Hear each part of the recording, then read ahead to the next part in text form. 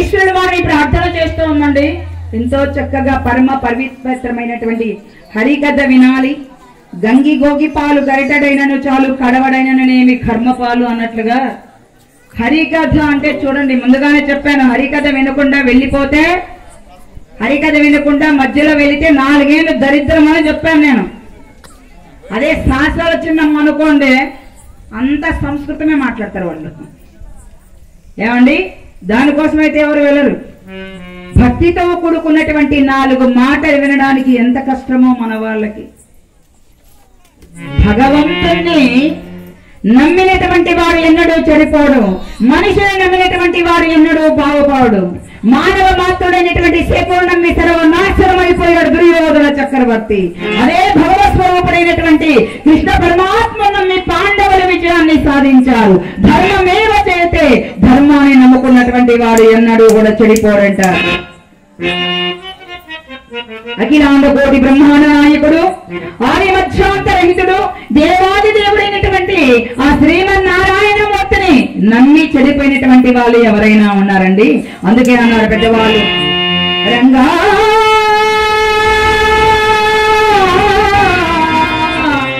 శ్రీరంగా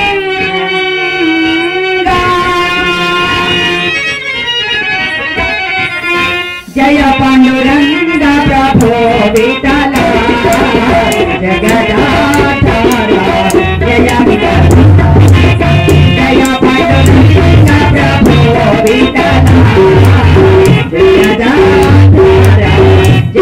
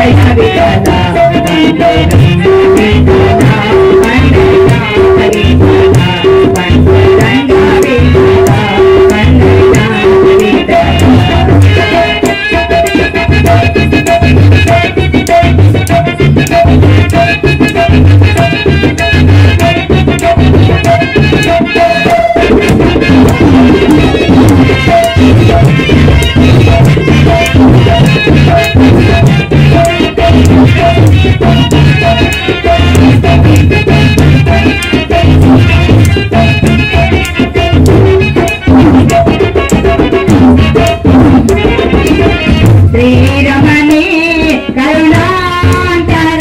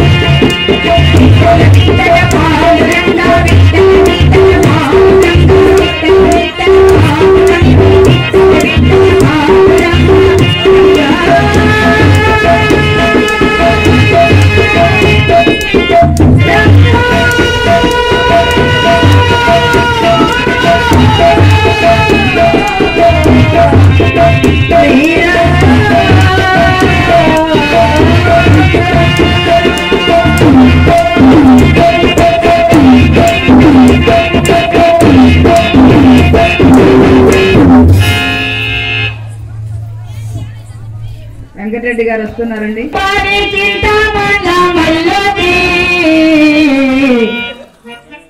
ఏమని పిలుస్తానండి? వరిపోయిన వరిపోయడానికి చూస్తున్నారట. చిలకల బావి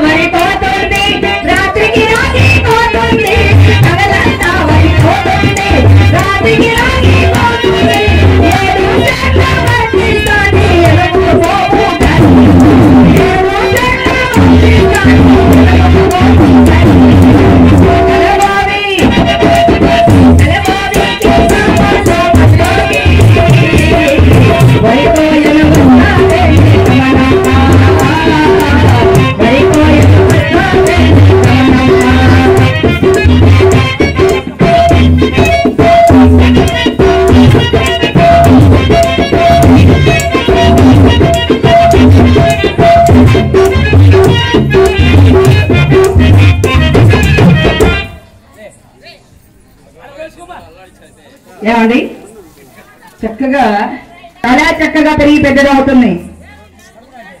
18 సంవత్సరాల పెళ్లి ప్రాయం వచ్చింది. అమ్మా నాన్నల ఆశీర్వాదాలండి. అమ్మా నాన్నల పక్కన ఆశీర్వాదాలనేది ఈ ప్రకృతి సౌందర్యం అంతా కూడా 21 సంవత్సరాల అబ్బాయిలోను 18 సంవత్సరాల అమ్మాయిలోనే ఉంటుందట. సౌందర్యం అంతా కూడా చాలా పెరిగి పెద్దదవుతుంది. ఎన్నో జన్మల పుణ్య ఫల పంటగా భావిస్తున్నారు ఆ పుణ్య దంపతులు. ఇలా ఉండగా ఒకనాడు హరినామగానపరాయణుడు, త్రిలోక సంచారి, కపట నాటక సూత్రధారి, మనందరికీ సుదూర మిత్రుడైనటువంటి నారదమునిందుల వారు ఏం చేస్తూ ఉన్నారండి? మహతి వీణాగాన విశారదుడు. నారదమునిందుల వారి యొక్క చేతిలో ఉండేటువంటి ఆ వీణను మహతి అంటారండి. చక్కగా వీణను వాయిస్తూ ఏం చేస్తూ ఉన్నారు నారదమునిందుల వారు. నారద వ్యవహారం అంతా కూడా అగ్గిపుల్ల లేకుండానే కొంపంటిచ్చే రకం అండి. ఇలాంటి వెంకటరెడ్డి లాంటి వాళ్ళంటే ఇంకేముంది, కొంపలు అంటుకోస్తూ ఏం చేస్తూ ఉన్నారంటే నారదమునిందుల వారు ఎలా ఏం చేస్తూ ఉన్నారయ్యా?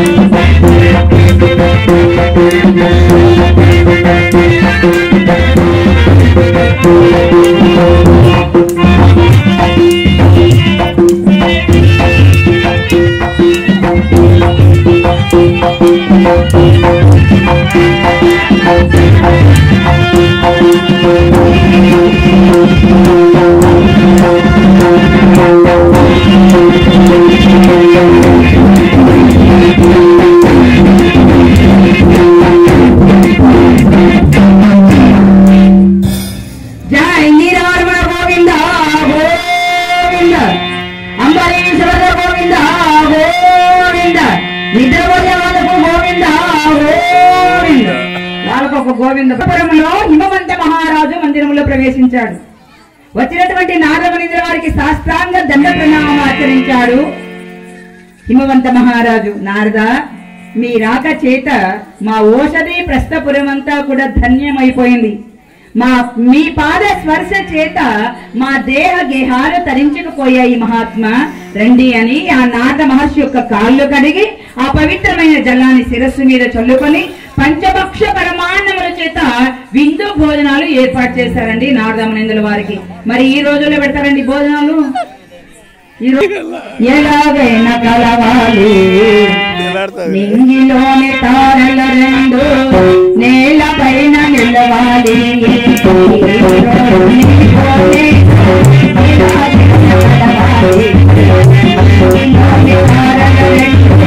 నేల పైన నిలవాలి.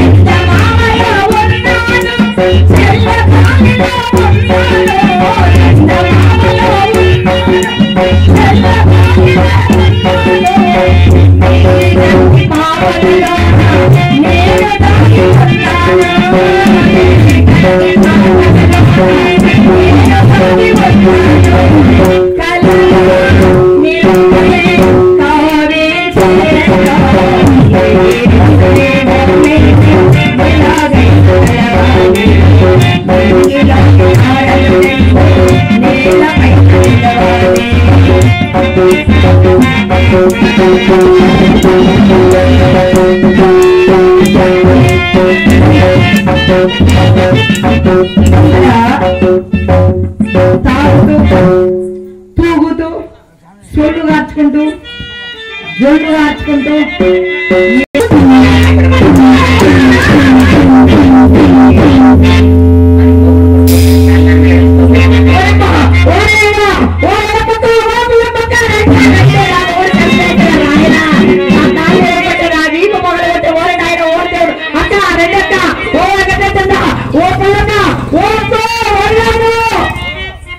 ఆడవాళ్ళకి ఆగింత మక్కువ కదండి. చక్కగా ఇట్లా కొట్టుకుంటున్నారు వాళ్ళిద్దరు, ఇట్లా అరుచుకుంటా ఉంటే ఎవరన్నా చూస్తారా? వచ్చాడు వీడు పాపం 6 అడుగులు ఉన్నాడు కదా మేనమాంగాడు, పంచాగించ ఎగ్గట్టుకొని గోసి గీసి ఎగ్గట్టుకొని మంచినీళ్ళు అన్న తాగుదాం, బంధువులు కదా చుట్టాలు కదా అని ఇంట్లోకి పోదామని చూస్తే ఏముంది జుట్టు పట్టుకొని కొట్టుకుంటున్నారు. 2వ ప్రపంచ యుద్ధం వచ్చినట్లు. వీడనుకున్నాడు, ఇందాక చెప్పాను కదా, బుద్ధి ఉండేవాడు ఎవడు కూడా భార్య భర్తల పంచాయతీ తలదొచ్చుకుంటూ నాకెందుకు వచ్చిన గొడవ నాయన అని పక్కకి వెళ్ళిపోయాడంట. ఆ పక్కకి వెళ్ళిపోతే వీళ్ళిద్దరు భార్య భర్తల తర్వాత ఇద్దరు కూడా బయటకు వచ్చి వీధిలోకి వచ్చి చూసారు. ఎక్కడ కనిపించలేదు, చుట్టంగాడు వెళ్ళిపోయినాడు అనుకుని ఎక్కడ కనిపిలా, ఆ పక్క ఎక్కడ చూస్తే కనపడలే. నిజంగా వెళ్ళిపోయాడు అనుకొని ఏమే పెన్నావు చుట్టంగాడు వెళ్ళిపోయినాడు కానీ అసలు నిన్ను కొట్టినట్లు కొట్టాను కానీ నిజంగా నిన్ను కొట్టానేమే అన్నాడు భర్త. ఆమె అన్నది, ఏమండి నేను కూడా ఏడ్చినట్లే ఏడ్చాను కానీ నిజంగా ఏడవలేదు కదండి అంది పెళ్ళాం. సరిగ్గా సమయానికి ఇలా మధ్యలోకి వచ్చారండి ఆ చుట్టం గారు. నేను కూడా పోయినట్లే పోయాను కానీ నిజంగా పోలేదులే. అంటే ఎన్ని పన్నాగాలు పొందుతూ ఉంటారో చూడండి ఈ రోజుల్లో. అతిథి దేవో భవ, దైవం మానుష రూపేణ, దైవానాం మానుష రూపేణ. భగవంతుడు ఎప్పుడూ కూడా ఆయన నేరుగా మన ఇళ్ళకి రాడండి, ఏదో ఒక రూపంలో వస్తాడు ఆయన మనల్ని కరుణించడానికి, కాపాడడానికి. అది బిడ్డలు కావచ్చు, భర్త కావచ్చు, లేదా ఆడబిడ్డలు కావచ్చు, అత్తమామలు కావచ్చు, ఎవరైనా సరే దైవం మానుష రూపేణ భగవంతుడు మనల్ని అనుగ్రహించడానికి వస్తూ ఉంటానండి. భిక్షగాలైనా అంతే శివుడు వస్తాడు వాళ్ళ రూపంలో. ఒక ముసలావిడ అడుగుతుందంటే అమ్మవారు ఉంటారు. ప్రతి స్త్రీలోనూ అమ్మవారి స్వరూపమే కదా, ప్రతి స్త్రీ అమ్మవారే. ప్రతి పురుషుడు పరమశివుని యొక్క స్వరూపమే, శ్రీ మహావిష్ణువు యొక్క స్వరూపమే అని అలా భావిస్తే నెలకు 4 వర్షాలు పడి రామరాజ్యం రాదా అండి ఈ కలియుగంలో కూడా? ప్రతి స్త్రీ కూడా అమ్మవారి స్వరూపమే పురుషుడు భావిస్తే, ప్రతి పురుషుడు కూడా భగవంతుని యొక్క స్వరూపమని స్త్రీ భావిస్తే మళ్ళీ రామరాజ్యమే వస్తుంది కదండి. కనుక ధర్మమేవ జయతే, ధర్మాన్ని నమ్ముకున్నటువంటి వాడు ఎన్నడూ కూడా చెడిపోడండి. అధర్మానికి వెళ్ళామనుకోండి అనేకమైనటువంటి పాప పనులు చేస్తూ ఉంటాం. 3 రకాల పాపాలు చేస్తారండి మనిషి. ఏ విధంగా చేస్తాడు అంటే, ఒకటి శరీరం ద్వారా, ఈ శరీరం ద్వారా పాపాలు చేస్తాం. రెండవది మనసు ద్వారా, మనసులో తిట్టుకుంటాం కదా ఇతరుల్ని, అది పాపమే. నోటి ద్వారా అనవసరంగా తిడుతూ ఉంటాం కదా. అందుకే మనకు కష్టాలు వచ్చినప్పుడు చాలా మంది బాధపడుతుంటారు. ఏ మహాపతివ్రత ఉసురు పోసుకున్నానో, ఏ పుణ్యాత్మని నిందించానో, మరి ఏ ఆవును దూడని ఎడబాపిన, ఇవన్నీ కూడా పంచమ పాతకాలు అంటారండి. ఒక బ్రాహ్మణుడు విద్యను చెబుతూ ఉన్నాడట, పిల్లలందరికీ కూడా చదువు చెప్తున్నాడు, వేదం చెబుతున్నాడు. ఎదురుగుండా ఒక వేశ్య ఉందట, ఆమె వేశ్య వృత్తి చేసుకుంటుంది. ఈ బ్రాహ్మణుడు అనుకుంటున్నాడంట, ఆ ఇంటికి ఒకడు వెళ్తూ ఉంటే, ఆహా ఈడు ఉంగరాలు వేసుకొని పోతున్నాడు, చైన్లు వేసుకొని పోతున్నాడు, ఈయన కొంప కొల్లేరిపోద్దు. ఆ వేసి దగ్గర విని బ్రాహ్మణుడు ఉత్తముడు, నాది ఒక జన్మేనా, నీచమైన బ్రతుకు, ఇది ఒక బ్రతుకేనా, భగవంతుడా ఎందుకు ఇచ్చావయ్యా ఈ పాపిష్టి బ్రతుకును? ఆమెను ఆలా బాధపడుతుందట, ఈయనేమో అలా నిందిస్తున్నాడట. అందుకే ఆమె చేసినటువంటి పాపాలన్నీ ఈ బ్రాహ్మణుడికి వచ్చాయట, ఈయన చేసిన పుణ్యం అంతా ఆమెకి వెళ్ళిపోయిందంట. అందుకే మనస్సుతో చేసే పాపాలు కూడా ఉంటాయండి. పొరపాటును కూడా మనసును కంట్రోల్ చేయకపోయాం అనుకోండి,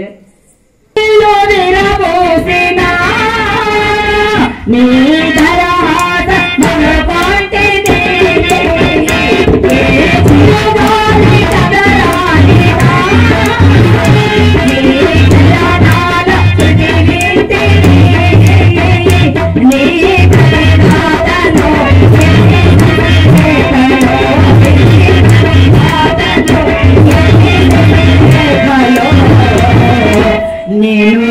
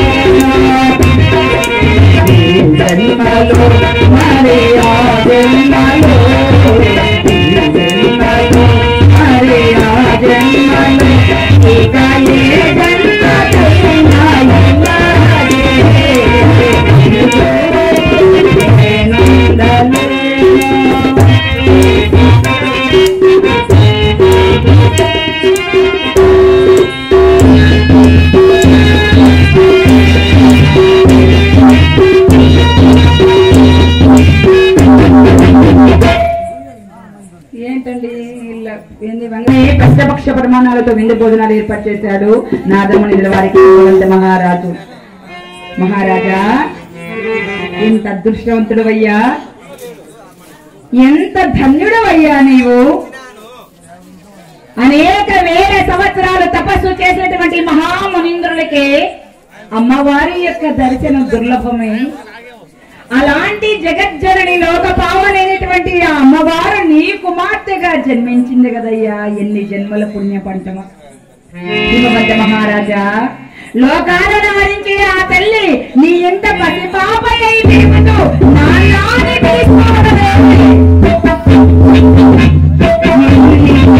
పుణ్యం చేసుకుంటే ఈ భాగ్యం దొరుకుతుంది హిమవంత మహారాజా. ఓ మహారాజా, ఎంత ధన్యుడవయ్యా నీవు, ఎంత పుణ్యాత్ముడివి,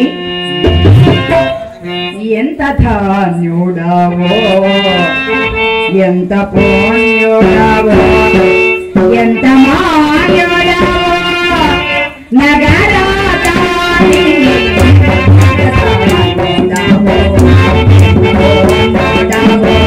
ఎంత మాన్యుడవో, నగరాతాని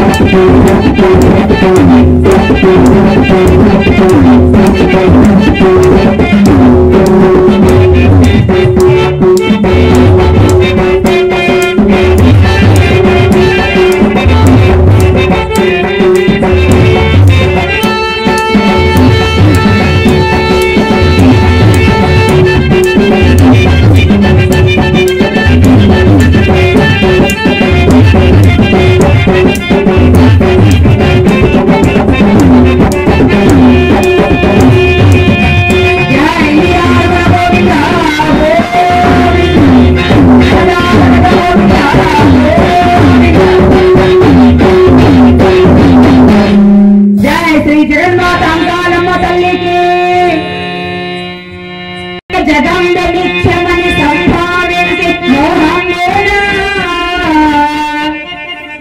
మాయారేయ జగంబ నిత్యమని సంభావించి మోహమున నా ఇల్లాలని నా కుమారులని ప్రాణం ఉండునందాక ఎంతో అల్లాడిన ఈ శరీరము ఎంతో అల్లాడిన ఈ శరీరము ఇప్పుడు కట్టలంటారు ఆ ఇల్లాలను పుత్రులను తోడైనారు తప్పింపగన్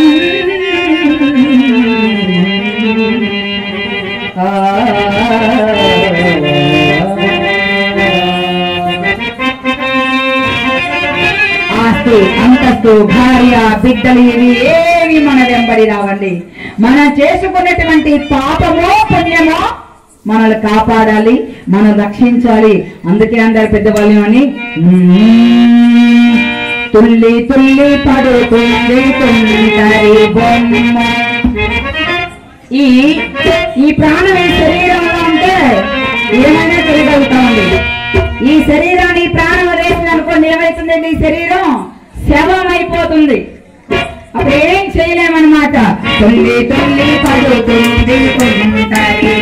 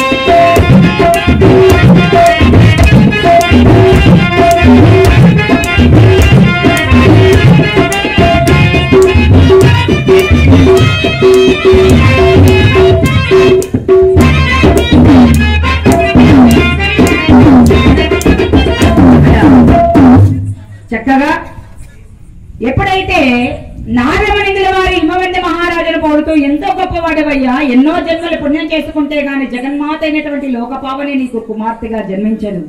ఈమె ఎవరనుకున్నా? ఈమె గురించి, ఈమె గత జన్మ వృత్తాంతం గురించి చెబుతున్నాను విను. హిమవంత మహారాజా, మనకు ప్రజాపతులు అనేటువంటి వారు 60 మంది ఉన్నారండి. ఈ 60 మంది ప్రజాపతులలో కశ్య ప్రజాపతి, దక్ష ప్రజాపతి పేరుగాంచినటువంటి వాళ్ళు గొప్ప వాళ్ళు అన్నమాట చరిత్రలో. ఈ దక్ష ప్రజాపతికి 16 మంది కూతుర్లు కలిగారండి. ఈ 16 మంది కూతుర్లలో అందరికంటే చిన్న అమ్మాయి సతీదేవి. ఈ సతీదేవికి పరమేశ్వరుడు వారంటే చాలా ఇష్టం. అంటే పార్వతీదేవి యొక్క గత జన్మ వృత్తాంతం అండి.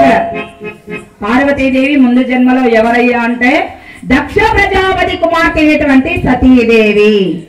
16 మంది కూతుర్లలో అందరికంటే చిన్నది సతీదేవి. ఈ సతీదేవి చిన్ననాటి నుంచి కూడా మహాదేవుని ప్రార్థన చేసేది. మహాదేవుడు అంటే ఇష్టపడేది. మహాదేవుణ్ణి పెళ్లి చేసుకోవాలని కోటి కలలు కంటూ మహాదేవుని కోసం ఎదురు చూస్తూ ఉపవాస వ్రత దీక్షలచే మహాదేవుని కోసం తపస్సులు చేస్తూ ఉండేది ఎవరు? ఈ సతీదేవి. ఈ సతీదేవిని ఇష్టపడింది కనుక దక్ష ప్రజాపతి పరమేశ్వరుల వారికి ఇచ్చి కళ్యాణం చేశారండి. ఒకసారి దేవతలు, మునులు అందరూ ఉండేటువంటి నిండు సభకు దక్షుడు రాగా అందరూ లేచి నమస్కారం చేశారండి దక్ష ప్రజాపతికి. కానీ పరమేశ్వరుడు మాత్రం తన ఆసనం నుండి లేవలేదు. ఎప్పుడైతే పరమేశ్వరుడు వారు ఆ ఆసనం నుండి లేవలేదో ఇది దురహంకారంగా భావించాడు దక్షుడు. ఒకరెక్కిన పొట్టేలు కొండం తీసుకుంటే ఏమవుతుందండి? తల వదిలి చచ్చిపోతుంది. పొగరెక్కిన పొట్టేలు కొండం తీసుకుంటే ఏమవుతుంది? తల వదిలి చచ్చిపోతుంది. దక్షుడు ఎక్కడ, మహాదేవుడు ఎక్కడ? దక్షుడు సభలో అడుగు పెట్టగానే అందరూ లేచి నమస్కారం చేస్తే పరమశివుడు కూడా లేచి నమస్కారం చెయ్యాలట. మహాదేవుడు సామాన్యుడా? ఆదియు అంతము లేనటువంటి వాడు కదా మహాదేవుడు అంటే. ఒక్కసారి బ్రహ్మదేవుడు, శ్రీ మహావిష్ణువు ఇద్దరు కూడా దెబ్బలాడుకుంటూ ఉన్నారట, కొట్లాడుకుంటూ ఉన్నారట. ఏ బ్రహ్మదేవా, నీకంటే నేను గొప్పవాణ్ణి అన్నాడట శ్రీ మహావిష్ణువు. లేదు లేదు శ్రీమన్నారాయణ, నీకంటే నేను గొప్పవాణ్ణి అన్నాడట బ్రహ్మదేవుడు. ఇద్దరు ఇలా వాదించుకుంటూ ఉన్నారు. ఇలా వాదించుకునేటువంటి సమయంలో వారి ఇద్దరి మధ్యలో ఒక శివలింగం పుట్టిందండి. ఆ శివలింగం పుట్టి శివుడు అన్నాడు. ఒక శివుడు పుట్టి ఏమన్నాడంటే, ఓ శ్రీమన్నారాయణ, నువ్వు ఎంత గొప్పవాడవో, ఈ శివలింగం ఎక్కడి నుంచి పుట్టిందో, ఆది ఎక్కడుందో నువ్వు కనుక్కోనరా అన్నాడట. బ్రహ్మదేవ, నువ్వు అంతం ఎక్కడుందో ఆకాశం వెళ్ళి కనుక్కోనరా అన్నాడట. సరేనని శ్రీమన్నారాయణమూర్తి ఏమో పాతాళ లోకానికి వెళ్ళాడండి. ఆది తెలుసుకోవడానికి, మొదలు ఎక్కడుందో తెలుసుకోవడానికి. బ్రహ్మదేవుడు ఆకాశానికి వెళ్ళాడు, అంతం ఎక్కడుందో తెలుసుకోవడానికి. శ్రీ మహావిష్ణువు వెళ్ళి వెళ్ళి వెళ్ళి వెళ్ళి పాతాళ లోకమంతా కూడా గాలించిన ఆ శివలింగం ఆది మొదలు ఎక్కడో కనుక్కోలేకపోయాడు. యథాస్థాయికి వచ్చేసాడు తెలుసుకోలేక. బ్రహ్మదేవుడు వెళ్ళి వెళ్ళి అంతం ఎక్కడో సాధ్యంగా లేదట. తిరిగి వచ్చేటప్పుడు మొగలి పువ్వు కనపడిందంట. ఏమే మొగలి పువ్వా, నా పరువు కాపాడడానికి దండం పెడతా, నువ్వు ఒక తప్పుడు సాక్ష్యం చెప్పాలి, ఒక దొంగ సాక్ష్యం చెప్పాలి. ఏమిటి ఆ దొంగ సాక్ష్యము అంటే, మరి పరమేశ్వరుని యొక్క శివలింగము మరి అంతం ఎక్కడ ఉందో నేను చూశానని చెప్పాలి అన్నాడు. ఓ సరే దానిలో ఉంది చెప్తాను అన్నట్టు మొగిలి పువ్వు. ఇంకాస్తా వచ్చాడు బ్రహ్మదేవుడు. కామధేను కనపడింది. ఏమి కామధేనువా, నువ్వు కూడా